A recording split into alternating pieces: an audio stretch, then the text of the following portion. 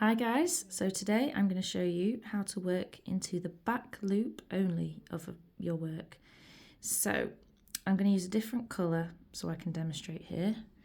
In normal crochet stitches where no special instructions are given, you would normally work through the whole stitch. So if we look at the top here, you can see these little V's. These are the tops of your stitches. And normally you put your hook under the whole stitch, excuse me while I hold my loops, pull through up and up.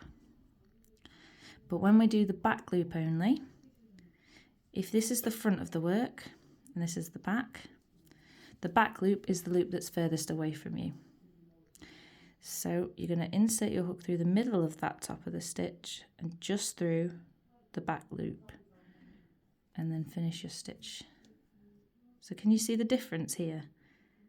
When you work through the whole stitch it looks like this, and when you work through the back loop only it creates a little ridge for you. This is a tip. This is really great in sort of colour work, mandalas, creating texture and depth in your work. And it's just as simple as that.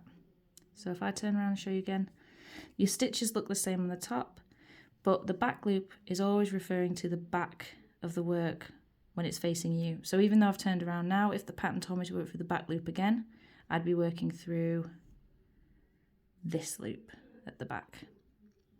I hope that makes sense. And I will show you front loop in another video, which I'll link below. Thank you.